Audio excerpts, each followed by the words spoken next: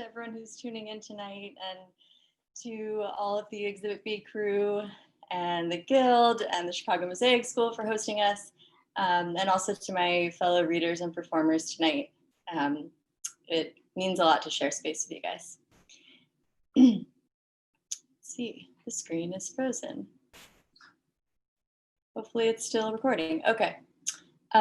So my first novel is coming out in March with Valise Books, and it's called Subjects We Left Out.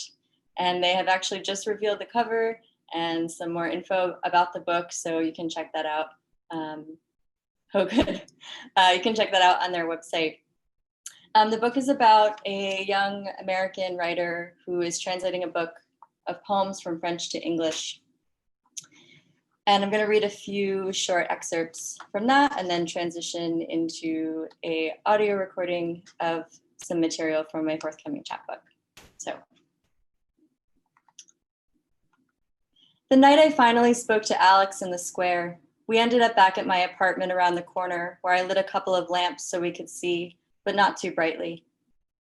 Why does this look exactly like the place where you would live? He laughed. Because it is, I said. Because I do. I boiled water for 2 cups of green tea while he browsed the bookshelves. He pulled one out by a contemporary American author with whom he was not familiar and asked me to tell him about it. The book was about reading, interruptions, travel, a never-ending search. I began describing it, but decided he should experience it for himself. You can't borrow my copy, I said. My notes are too personal. He laughed. I don't know you well enough yet, I said. Get your own. Several hours later, unable to sleep in the middle of the night, I drafted an email I never sent him about the dangers of reading. In it, I composed the most serious literary threat I knew how to raise. As a reader, was he brave enough to meet continual deferrals of the plot head-on? When I arrived in Paris because I was in Europe, I thought I must be closer to Alex than I had been for quite some time. A nonstop flight from Paris to Florence cost less than 100 euros and would take less than 2 hours. But a train from Paris to Florence would be 8 or 9 hours, the same amount of time it had taken me to fly to Paris from the US. Google Maps told me I could catch a train from Gare de Lyon and cross the border into Italy in only 5 hours and 43 minutes, only 6 stops on the train. At Torino Portosuzzo, I would change to an Italian train, present my passport, and in 2 hours and 50 minutes, only 5 stops on that train, I would arrive at Firenze Santa Maria Novella station. From there, I could exit the station, cross the river Arno that divides the city into two, and arrive in the metropolitan city of Florence. I imagined Alex meeting me there, beside the river Arno. I imagined us walking and talking together the way we had before. I imagined that nothing would have changed between us, that he would be happy to see me and to show me his city the way that I had shown him mine. I imagined the bells of Santa Maria Novella tolling the evening hour I arrived, as if heralding some important message or occasion. I even imagined arriving in Florence without telling Alex I was on my way, like in my dream. I imagined we would run into each other by the river or rounding the corner of some curved cobblestone street. I saw the scene as if from the outside, from above, as if it were a movie. The soundtrack would be Sufjan Stevens, obviously. I looked up Airbnbs that would match the aesthetic of the film I was composing in my head and found a magical one-guest retreat, an inspiring artist studio, where I could wake up to the surreal view of the entire Duomo and cathedral. The Airbnb was in a building from the 1600s on Piazza Duomo, the true heart of the historical center. Leonardo da Vinci lived only 2 houses down, with large double-paned windows overlooking the populated piazza below. The host promised that if I kept the windows open, I would hear church bells, violinists, and accordions in the crowd that would linger past midnight. The listing included many images of solitary women posing in the windows with their long hair tumbling down their backs, their faces tilted upwards toward the view. Maybe Alex and I would meet in the morning on the Ponte Vecchio or the Ponte alle Grazie, and then what would we do? That was where my imagination always stopped, unable to conjure a believable story. On the train from Paris to the residency a few hours away, I reread a favorite novel by an author I admire. The novel was a long internal monologue about a woman struggling to write a novel about a failed love affair. I liked the way this author moved between telling the story and reflecting on telling the story. Parts she left out and why, parts she liked and didn't like to remember, all the different ways she tried to write and arrange material into a novel. The copy of this novel that I own was owned by someone else before me. There are several passages highlighted in the book, first in a bright yellow and later in a faint turquoise green. I like thinking about this woman who highlighted passages in this book when it belonged to her. I felt confident it was a woman who had owned it, though there was no way for me to confirm this suspicion.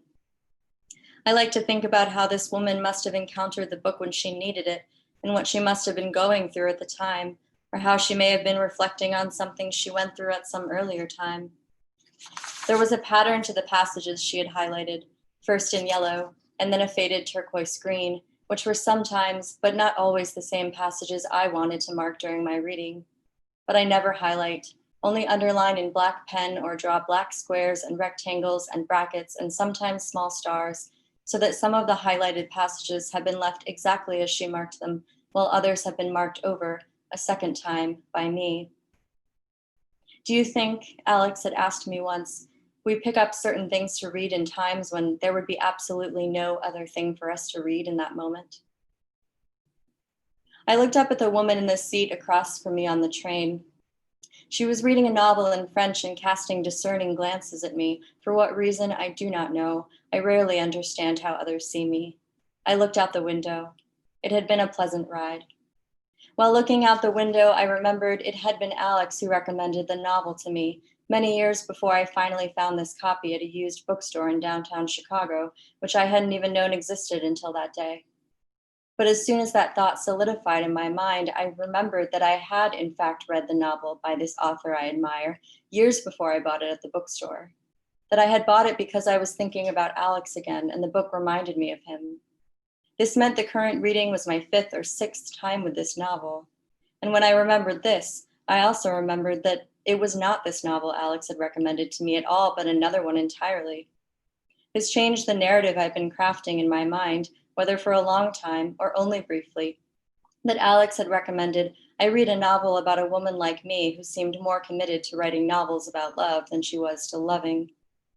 Because Alex had not actually recommended this novel to me, the idea of his doing so became another layer of my invention of him as someone who knew me so completely I believed he would never let me go. On pages 16 and 17 of the novel by the writer I admire, the previous owner had highlighted the following phrases in yellow in this order. I'm not sure. I'm not sure. I know. I don't like remembering. Thanks. So I also have a chapbook coming out soon with Gray and Ghost Press called Train Songs, and it's a collection of short lyric essays where every title is the name of a train line and the name of a song.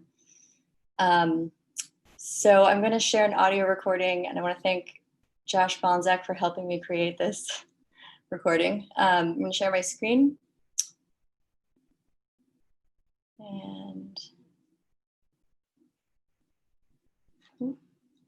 this one.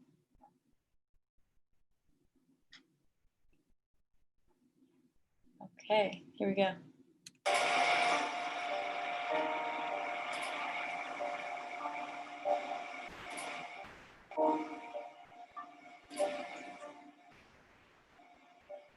This is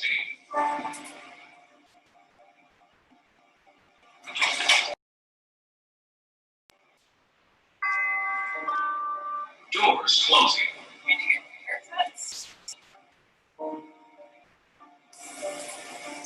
Lost in the fog, with only a little paper lantern, I didn't panic and I found my way, step by step, tinkling my little bell, ship on the river, lost at the mouth of the river of history. What a relief to come into the light, even a shadowy half-light. What a relief to come where it's clear. Bolaño, The Savage Detectives. Back home in Chicago, and I know I will not see you on the Brown Line train toward Kimball. so I write to you inside my head instead. I tell you about last year's summer of Bologna, how I've been revisiting Bologna lately, how most traditional novels don't sway me anymore the way essays do. But if you haven't read The Savage Detectives, I highly recommend it. It's a novel about the feeling of becoming lost, about a long and winding journey towards something that may never be found, for a metaphor, really. In the book, this question is posed: what's outside the window? I have a tattoo of a window. Did you know? I have the actual window too, hanging on the wall in my writing room. Two of the glass panes are broken and jagged. It's like looking through the window and existing on the other side of it at the same time. I think that's what I'm always striving for, to be both present and apart. My students often mistype the word apart. I can tell from the structure of their sentence that they meant to say they want to be a part of something, to be seen and to belong. Instead, they accidentally type apart, to be unseen, away from. They're too young to understand the sadness at the heart of that distinction, that some of us live inside that jagged intersection, fighting the tension between performance and our pull toward the glow. I've been fighting the weather here lately. Spring is arriving so slowly. More leaves appear on the trees each morning, but it's still quite cold. I'm ready for summer, when I'll walk down the tree-lined streets of my neighborhood at night, when the air is so warm that it clings to your skin, but then a light breeze sweeps in, a cool, pleasant breeze. Each night on these walks, I begin to move more slowly when I draw near to the glow of a particular window where a paper lantern illuminates the plants inside a small alcove. I've experienced the pull toward the glow of this window for years. The first time I saw it, I knew I was recognizing it rather than seeing it for the first time. So you don't have to be afraid of me seeing you, because I already do. I mean, I recognize you. I always have. In French, recognize is reconnaître, to know, to acknowledge, to say, to find, to recover, to meet, to trace, to retrieve. I think that's what it means to correspond. I've walked away from books, people, places, and things because I could not see them, even if they were right there in front of me. Someday I'll tell you about California and how I could not see it. Sometimes it's easier, at first, to face the ones who turn away than to linger in the glow. But when we take the time to linger, we start to see the constellations we could never really see. A map begins to unfold, a map to uncover.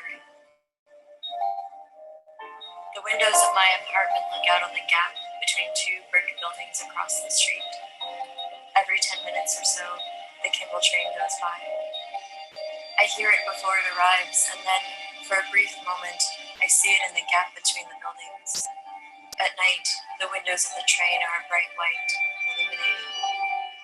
First, the train goes by in one direction, then the other. Sometimes, they pass each other at the same time. Then, the street grows quiet again.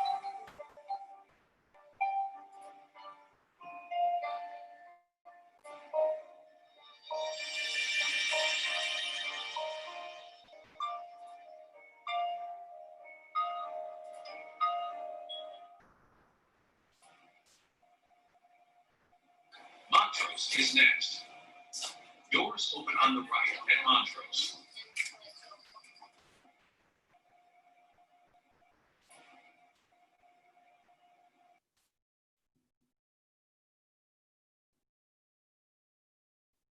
That's all. Thank you.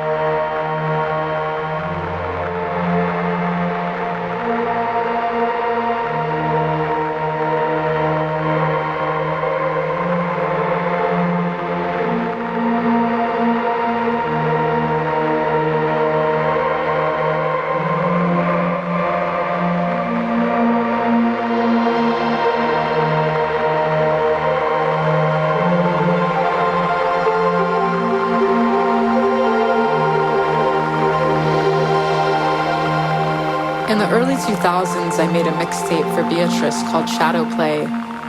It wasn't clear at the time how well it would age, but fast forward to nearly 15 years, and Beatrice still plays it in her pickup truck, slowly cruising down wide boulevards with Killer Whale, Husky Mutt, 2 different colored eyes, in the passenger seat. Atmosphere bleeds out the speakers. It's great some people still rock tape decks in their vehicles. White cheddar on rye, grilled, that's what I ate tonight. A life recorded is a life with resonance. A document is meaningful because it is a document. Andre worries about certain rappers. He really listens to their lyrics and thinks about their mental health. So now I'm wondering how Kendrick Lamar is doing. I don't think I would have worried about him before Andre beautifully infected me with his perspective. It is a wonderful thing to be infected, sometimes. I so appreciate a coffee shop that plays excellent new wave in early December. Chicago is a great place to go deep into minimal industrial, post-rock, anything stark or moody like that. On Thursday, Chelsea and I saw Drab Majesty at the Empty Bottle. So many cuties in all black swaying. When wingtips open, I felt my head fill, a rush of lush forests bursting open a packet of serotonin, as if someone just poured sugar all over my brain and honey into my eyes. Between bands, someone badmouthed the remake of Suspiria. I loved it, and highly recommend it. It's oddly a Jewish story now. If you don't know what I mean, go watch it. But first watch the Italian original from the 1970s. The Saturday following that, I caught the cellist from 8th Blackbird at Constellation and felt a gratitude for the art in Chicago. That totally overwhelmed me. Experimental cello.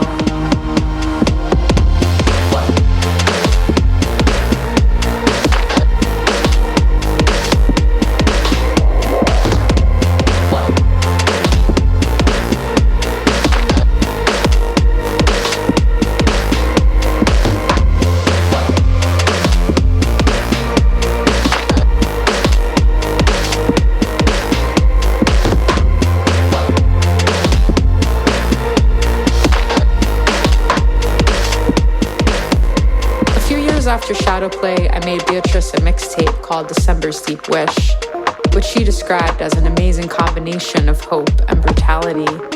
Sadly, that tape totally died one day in her deck, the thin brown tape spilling from its case, entrails escaping the gut, its contents unplayable and imprinted only on the mind.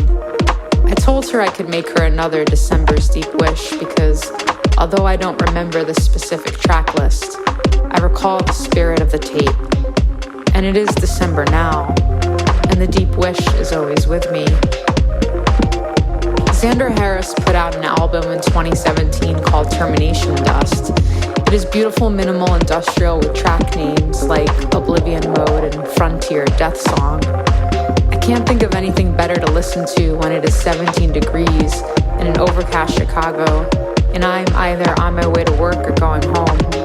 My day framed by moody electronic synths and the spongy nature of my imagination. The way passing cars and buildings make a world, a future place. The way I learn to accept what the fuck is just a material thing in front of my face. And what a struggle it has been all these years to be in this body and to accept the body. Body not just as my body, but body as car, body as building, body as face, anything tangible. When I see the glass windows of buildings on my way home, I see prophecy, oracle, my own projections playing out an entire narrative onto the scene. To stop the thoughts feels like death, so why bother?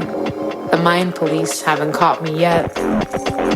Frontier Death Song is definitely going on to Beatrice's mixtape, Shadow Play 2. The aim is to get it to her by January so she can have 3 solid months of cold concrete and minimal industrial. A long black coat and silhouetted leaves in her eyes, a sliver of moon and 2 notes repeating. A long black coat and a frozen river. Shadow play, shadow play. Dark black twig enveloped by an even blacker water. In the cold, cold night, what is right? In the cold, cold night, what is right when led by the night? The shallows of the cracks, the frog and the strange ecology, your children and mine and the dying world. I'm sorry for the generations to come, and sorry for how cliche it is to feel this way. Who can rise against the tide of the collective and stop the inevitable current from rushing? And who is to say what is the right way to flow? And is that a cop-out? A way to escape the plastic encasing the world? The over-the-top lamination of everything? Frontier, death song.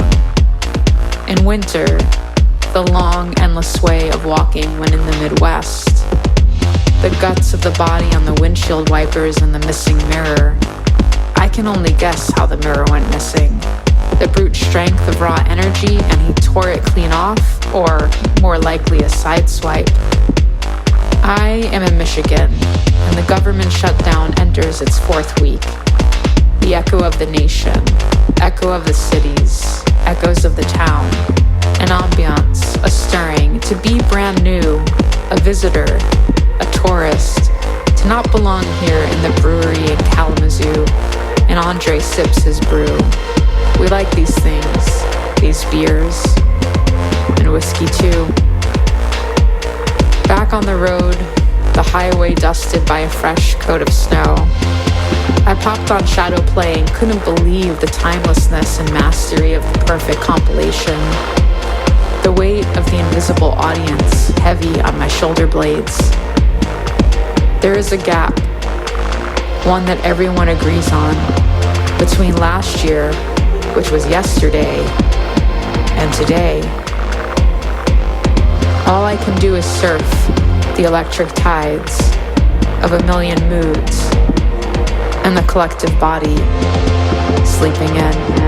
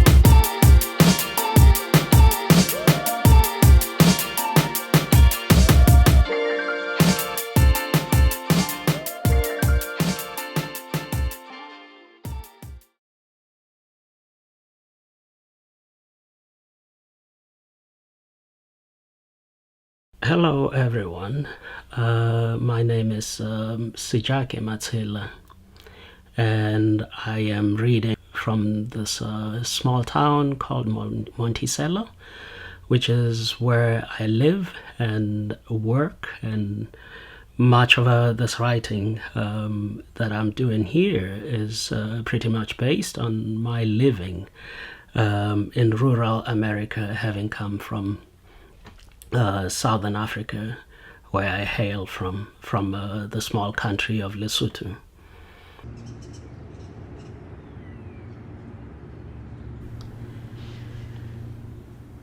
One wintry afternoon, while on a leisurely meander, traversing on sparse land, a grind of pebbles beneath your feet, feeling the soggy mud sink, when spring ate its first grasses, which were primeval beside its black soils, you chose your step carefully, prancing sideways like a winterfall.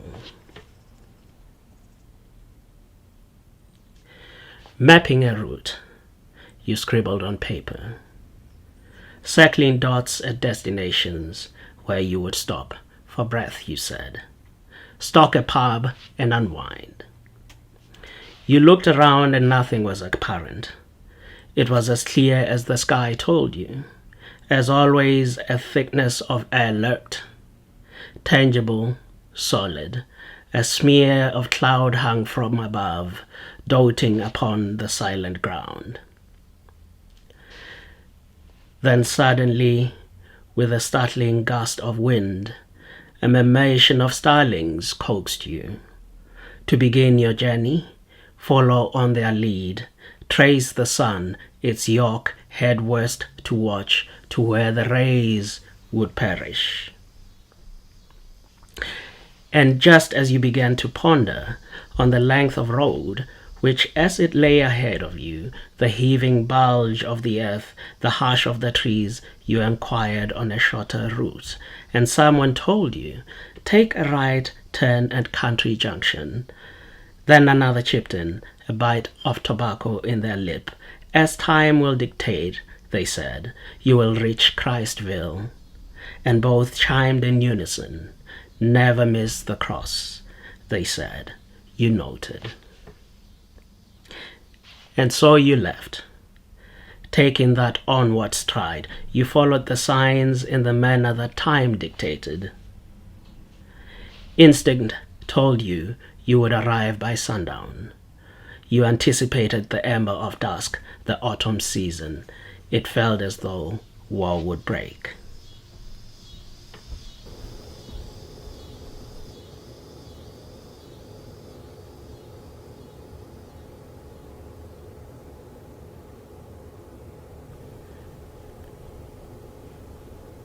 That evening, when you arrived from where the breeze came, it was sweltering heat, in the manner of a sauna, equatorial, damp to the skin, so much cloth hugged you. At the waist, your navel knotted. The umbilical strand was severed. You had absorbed the essence, and so you dozed. 7 a.m. Waking up to the silence, early morning, in view of the perspiring pain, deflecting light from the darker edges, so it appeared already. The forest was breathing, the window wept an absence. Memory recalled the words. That encounter was at Berlin, maybe Paris, Europe, where you had never been, but they had taken your spirit in photographs.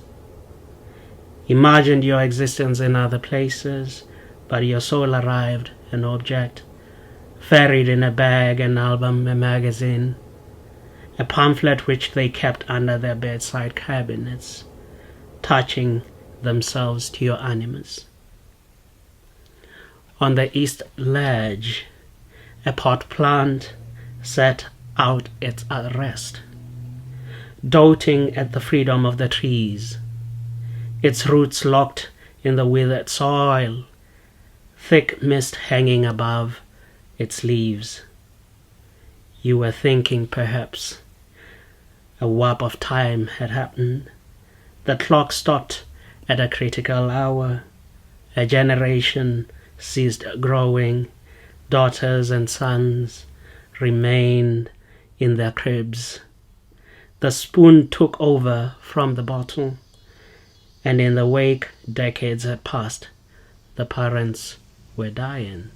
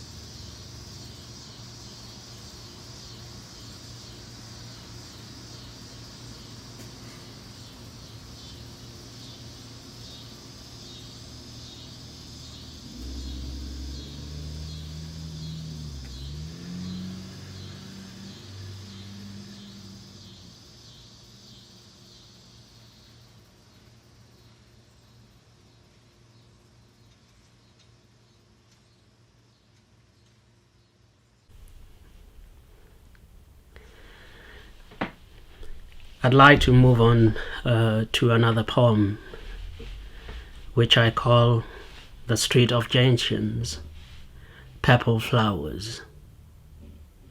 It says, Lavender Road is not on the map, Violet Jansen. Come here to Ogden's Creek. A river sets two valleys apart. A prairie is on my left, and the meadow, that's for another day. There are purple flowers and tall trees, yellow flowers, even my charred bottom, facing north, my head south. Not knowing of east or west, a road runs in two lanes, I stand in the middle. The last letter told of my malarial fever.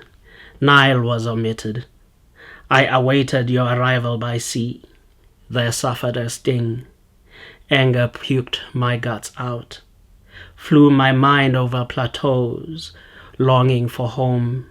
Our love did not die. It was a frenzy of hallucinations. Today I picked a pill, just in case. I'm told the meadows swarm of squirrels, of deer and ticks. I want to save blood for latter times, lest I quiver in the breeze of a shameless night in fall, waiting our day on this field. Tonight, my bed's on the wilting leaves. Water slithers past like a serpent. Come watch with me our flight, the waning crescent of the moon, it glows amongst the stars. In this chill I may fade with the light. Every beat of my heart is the last warmth. Even the road bears no promise that these words will end someplace. For you I caught the flatlands. I shall perish, become your ghost. Our dream will fly with the bees. Lavender Road is not in the meadow, Violet Jansen. It is under the nod of the oak trees. It bears no address, unlike your high-rise flat in the city, where you sit by the window, facing the street, bearing all sundry and below, calling attention to the purple of your loins. Lavender Road is the street of gentians.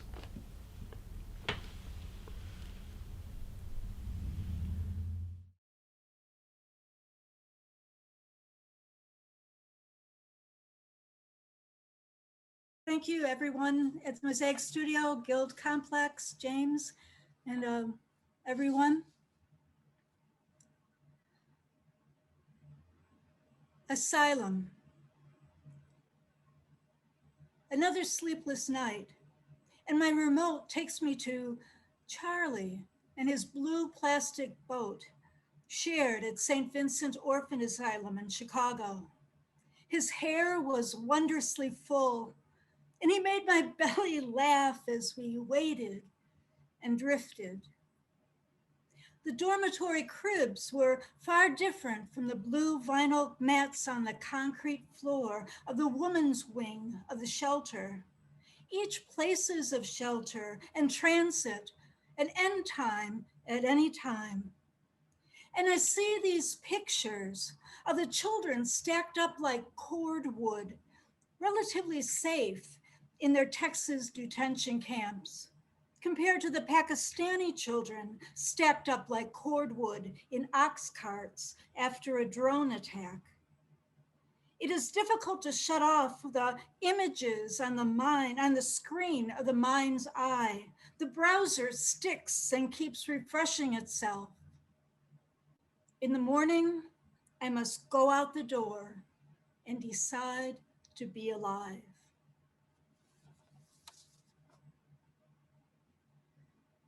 The Oak and Maple, for Gamaliel Ramirez and David Hernandez. In this scorched city, the maple and oak tree grew sturdy side by side.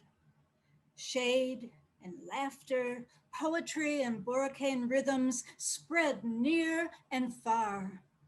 We basked in their friendship, and ourselves grew stronger, deeper, richer.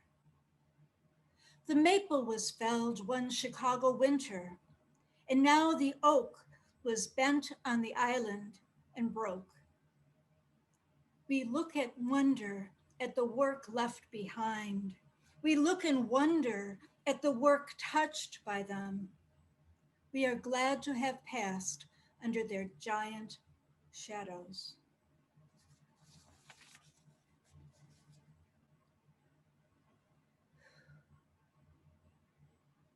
What keeps you whole?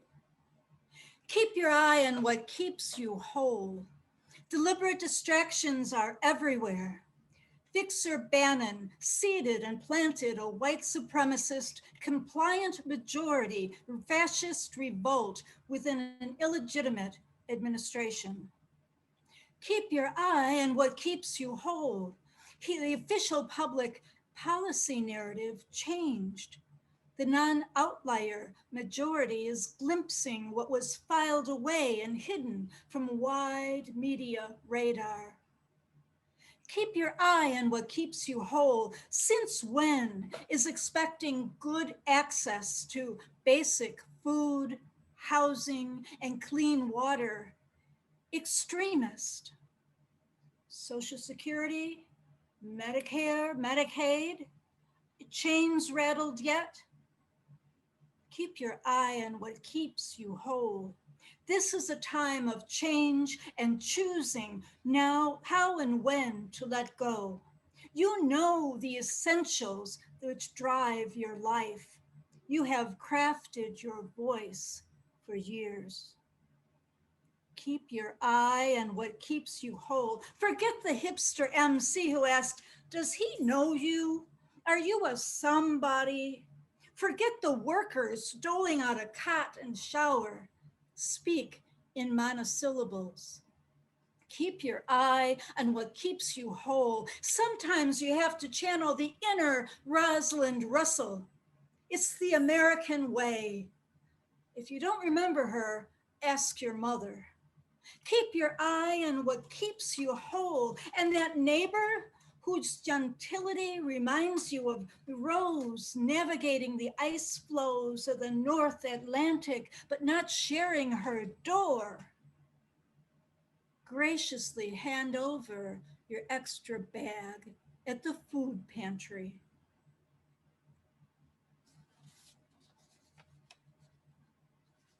Body language. After Buñuel and Dali's and Chen Andalou. In his dreams, she would find safety beside him, would ignore the flash of passing strangers and darkened storefronts.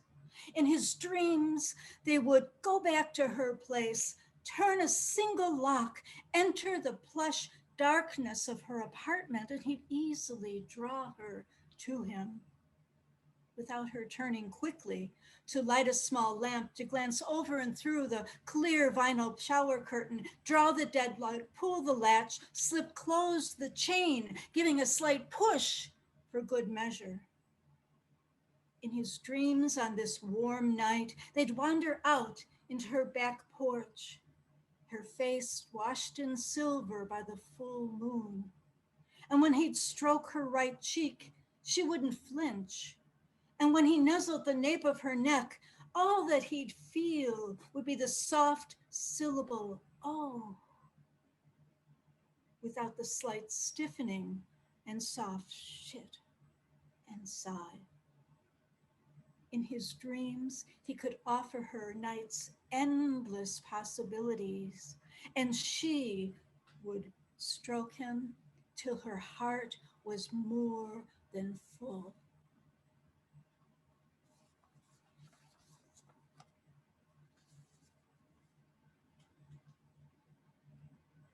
Rue du Huchet, March 1976.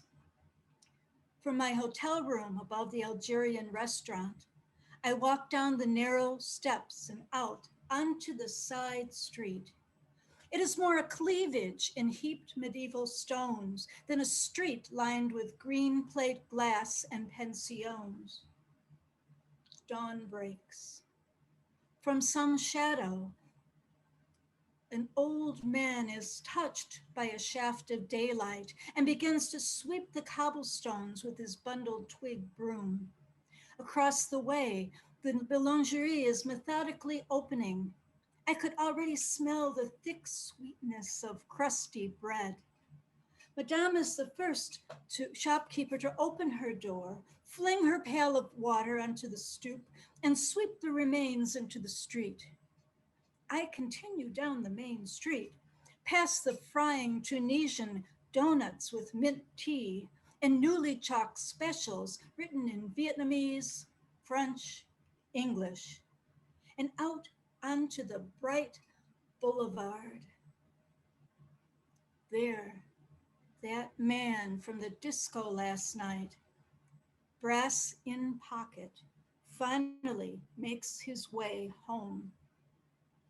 A massive St. Michael directs traffic, and those ubiquitous billboards, the great white shark devours the water skier. Jack Nicholson models a straitjacket, wonder makeup for all complexions. Thin young girls hurry past in tight jeans, cowboy boots, and 12 layers of bulky sweaters.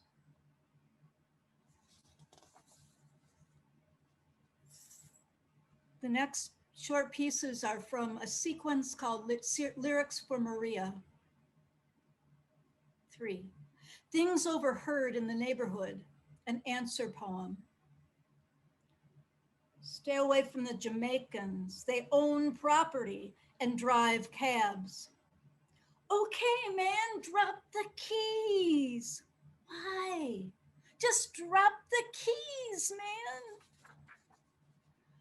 I don't know if you said what I think you just said, but if you did, you just wish you never said it.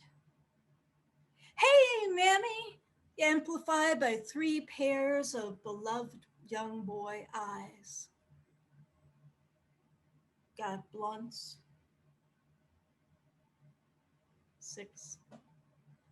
Dirty red parka. Tonight, an exuberant man in a dirty red parka sits down next to me in the kitchen. How's the chicken? Great. He said his mother finally got through from Puerto Rico this morning, 7:30 a.m. after 3 weeks. Son, she asked, when are you planning to get married? But mother, I am married to my husband. Son, if you are happy, I am happy.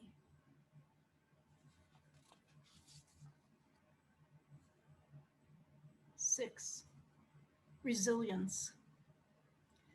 Clear a space now, clear a space now, clear a space so you can move. Walk to the middle of the floor. Contract, release, risk off center. Daily, keep finding your center and strengthening that core. Fall down on purpose, monkey face. Take care of the slivers on that old oak floor. Or did they grease our floor? Fall again, fall again, fall again, fall, until the people cannot rise.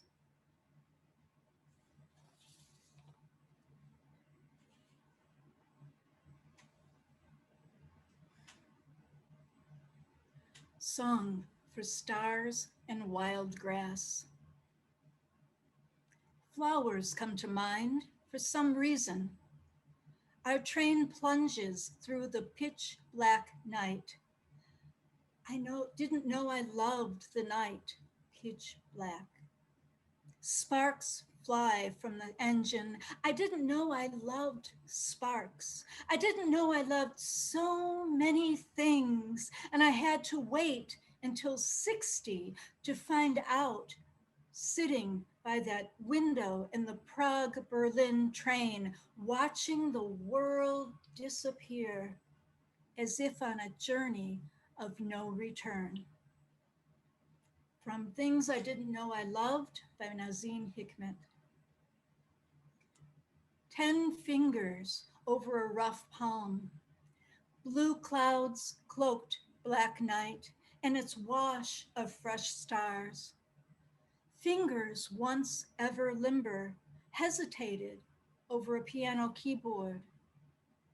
Grasses beneath the Milflora galaxy grow in all their varieties, yellow mesa flowers with spots of periwinkle and red, a generous, detailed expanse. Ignored. Step away. How many different grasses can you count? I didn't know I loved correspondences. That prairie in Illinois, this grassland in New Mexico. Here, I expect Barbara Stanwyck to mosey on by, but it's only Taylor Swift, regretting her lost virginity, lost to a musician, no less. But this vendor of crystals would do Barbara proud. Her leathery skin and fascination with everybody's story. She'd quarried her own gems and moved them herself, with time to attend an esoteric knowledge seminar. I didn't know I loved collecting stories to bring home. Short, shaggy dog, some almost true. I didn't know I loved lives with difference in silken ties. First, an inaugural gathering with no personal contacts. From my own train, needing a local bus toward the airport shuttle, one driver barked, "Wrong line!" Didn't I see that this was a G and I clearly needed an E route? Actually, no. I just arrived from my ABQ from ORD on a bus-free Sunday, a plaza of total strangers. Would they find me strange? Would poems built on an Acer stand proudly next to ones from a Mitsubishi? Would everyone have cuter leggings at yoga? Would the ghost of Georgia O'Keeffe rise up and demand a favorite image sketched at the Art Institute of Chicago, or be deported back to iron skies over Lake Michigan?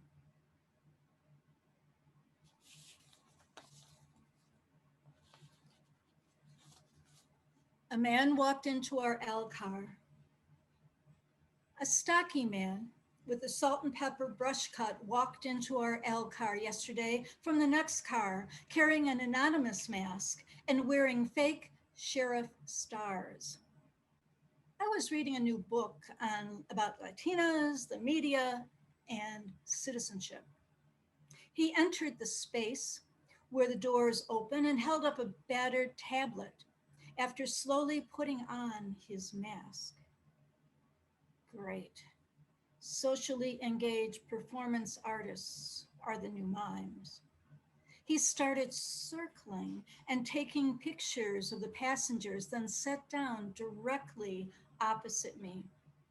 I firmly told him to stop taking my picture without permission. I was a member of SAG-AFTRA and held up my newly paid membership card and added that he did not have my permission to shoot, that I had rights. He started screaming at me.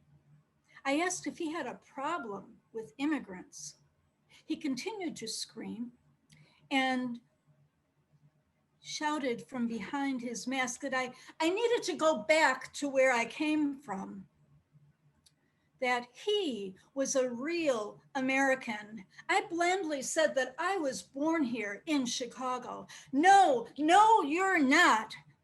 I refrained from offering him, this loud mime, an American history nugget that folks who looked like me all became American citizens in 1917. He still kept screaming, but by now was also texting furiously. He grunted that I was fairly photogenic, however. The guy sitting next to me had a half smile on his face. and continued his Candy Crush game, occasionally looking up at the masked man. As I rode to exit, I calmly called Anonymous a privileged, entitled prick. The last piece is from a new anthology, Revolutionary Poets Brigade, Building Socialism. High alert. One or the other of us stumbles, slips into the bathroom. One or the other cat slips into the warm spot and nestles in. We had packed nothing for this trip, but probably will voyage out, return from the other side unchanged. Azure lake and marbled sky split by a rising sun, another day on this side. There is a light within. We see when eyes dim or blaze, lighthouse beacons. This is a time we remember our dreams. We count our dead and cannot gather to mourn. Last night, the weather woman warned to keep your notification devices close. Funnel clouds might touch down not so far away. Thunderstorms boomed, crashed outside our sealed windows. One cat reared up onto my edge of our bed, a flash of light, her corona. Carefully tuck in that blanket of death, covering 220,000 strong in this singular wave of genocide by negligence, commission or omission. Who even knew, besides countless homeless advocates, that poor people doubled and tripled up, and many Latinx people are guessed at by looks as Black or white? Where did all these Latinos come from?